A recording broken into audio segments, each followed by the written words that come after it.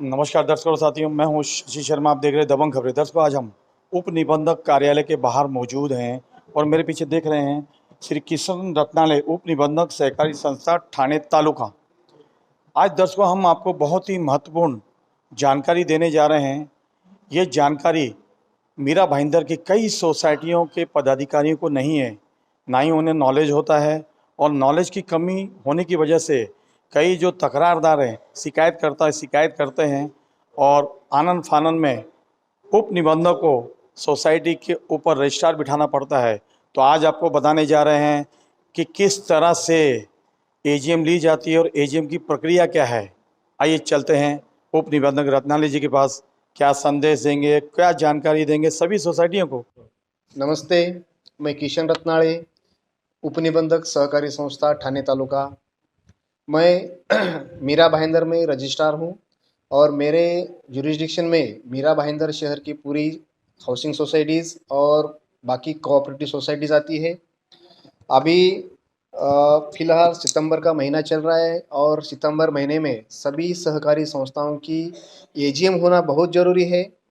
AGM annual general meeting मतलब society के सभी सदस्यों की हर साल में होने वाली एक महत्वपूर्ण सभा है और हर सभी सहकारी संस्था को ये वार्षिक सभा और एनुअल जनरल मीटिंग करना जरूरी है। और ये कायदे से सेक्शन 75 के तहत ये हर साल में फाइनेंशियल ईयर ख़त्म होने के बाद 6 महीने से पहले यानी सितंबर ख़त्म होने से पहले लेना बहुत ज़रूरी है। उससे पहले एजीएम लेने से पहले उस सहकारी संस्था का वार्षिक लेखा परीक्षण मतलब लेखा परीक्षा अकाउंट का परीक्षण होना जरूरी है। ये एनुअल जनरल मीटिंग लेने के लिए 2/3 2/3 कोरम या 20 ये ऐसा कोरम होना जरूरी है। अगर उस दिन कोरम नहीं हुआ है तो सोसाइटी वैसे नोटिस में सूचना दे कि वो मीटिंग दोबारा शुरू कर सकते हैं। एनुअल जनरल मीटिंग या एजीएम लेने के लिए 14 दिन की पहले पूर्व सूचना यानी नोटिस निकालना पड़ता है और उस नोटिस के साथ में annual balance sheet, trial balance sheet और प्रॉफिट और लॉस के स्टेटमेंट्स साथ में नोटिस के साथ में देना जरूरी है। एनुअल जनरल मीटिंग में पिछले साल में हुए सभी महत्वपूर्ण विषयों पर चर्चा होनी चाहिए। उस एनुअल जनरल मीटिंग में जनरली महाराष्ट्र सहकारी संस्था अधिनियम 1960 के तहत जो विषय आते हैं वो विषय इस तरह है।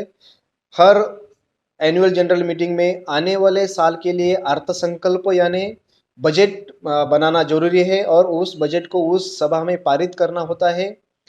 पिछले साल में जो भी काम हुए हैं सहकारी संस्था में उसी का वार्षिक अहवाल सबमिट करना होता है। अगर बायलॉज में कोई सुधारना है उसकी सुधारना उस एनुअल जनरल मीटिंग में संपन्न करना जरूरी होता है।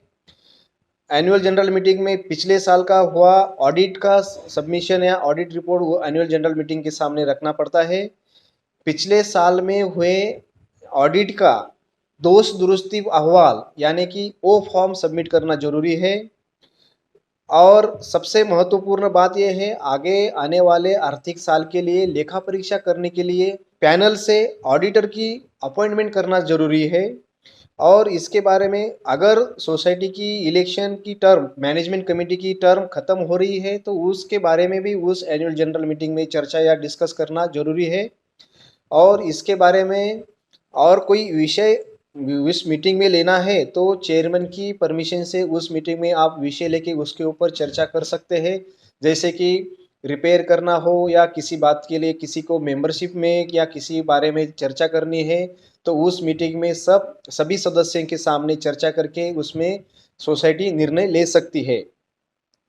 सबसे महत्वपूर्ण बात, अगर किसी सोसाइटी ने एनुअल जनरल मीटिंग नहीं ली तो उसके लिए महाराष्ट्र सहकारी संस्था अधिनियम के कलम 75 के तहत उसको डिस्क्वालीफाई किया जा सकता है।